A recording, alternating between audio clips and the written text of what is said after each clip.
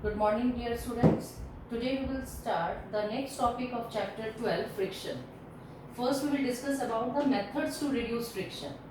We know that the force of friction, it comes into play when the two surfaces are in contact with each other. And there are certain situations where friction is not useful. So there are various methods by which we can reduce friction. First way is by making the surfaces smooth. Sometimes the plastic material is mixed with bitumen to make the surface smooth, and this reduces the friction also. Next is by polishing the surface. Polishing the two surfaces, polishing between the surfaces help in removing the many irregularities and also it helps in reducing the friction. Third way is by applying oil or grease on the surface. Oil and grease, they act as lubricant. They make a thin film on the two surfaces in contact with each other, and they reduces the friction. They help in removing the irregularities. They reduces the chances of interlocking between the two surfaces and reduces friction to a great extent. Number 4 is the reducing the area of contact between two surfaces. The area of contact between two surfaces can be reduced by the use of ball bearings.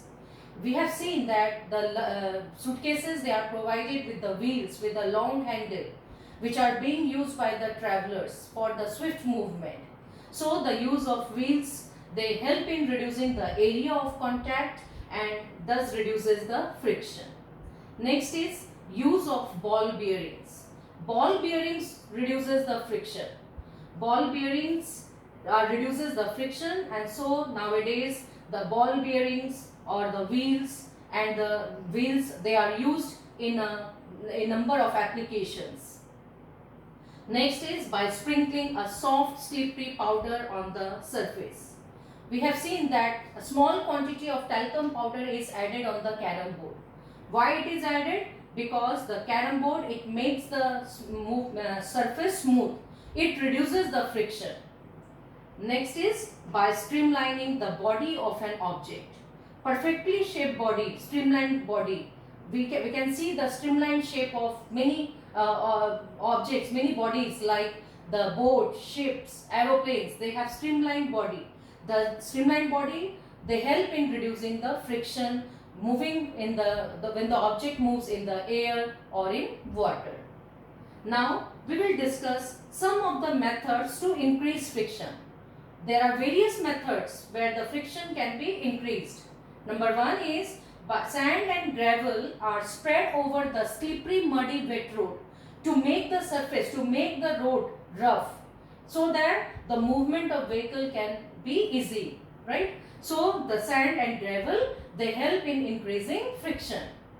Next is the soles of the shoes and the tires of the automobiles are made corrugated and rough to increase friction. We have seen that the soles of the shoes and the tires of the automobiles, they are grooved, they are corrugated. Why? Because they make the surface rough. They give a rough appearance and increases friction. Next is wrestlers and kabaddi players rub their hands with soil.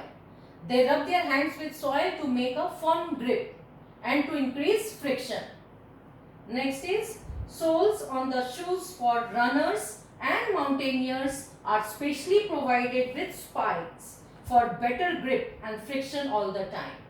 We can see that the runners, their shoes are provided with spikes, pointed nails. Spikes, they are the pointed nails which help the runner to push their body in the forward direction, which help them to run fast. And the mountaineers, the shoes of the mountaineers, they also wear a specially designed shoes with spikes for better grip on the mountains, right? So these are the certain methods to increase friction. Now we will discuss about the friction in the liquids or in the air. And the force of friction which is exerted by the liquids and the gases is called drag. Drag is the term which is used for the frictional force exerted by liquids and gases. And just As in the case of solids we have discussed, the force of friction in liquids and gases also act in the direction opposite to the direction of the movement of the motion of the body. Now the objects which are moving in the liquids and the gases, the movement, the frictional force, it depends upon the following factors. Number one is the speed of the object. First is the speed of the object. It means that the greater the speed of the object in water and air, greater will be the extent of force of friction. Greater will be the value of force of friction. Next is shape of the object. Streamlined shape. We have already discussed about the streamlined shape of the object. The shape of the bodies of ships, rockets, boats, aeroplanes are all streamlined. Because the streamlined shape, it reduces the friction and help in the swift movement of the bodies in air and water. So second was the shape of the object. Next we will discuss about the size of the object. Greater the size of the object, greater will be the extent of, greater will be the value of force of friction. So this is the reason why the birds moving in the air are small and help in and can easily fly and can swiftly fly in the air. Next, last is the nature of the medium, liquid or air. So the nature of the medium, liquid or air. Remember that liquids or water, they are more viscous than air. So the objects which are moving in the liquid or in the water, they experience greater force of friction as compared to the objects moving in air. So these are the important topics which we have discussed in today's class. Hope you have understood these topics. Thank you.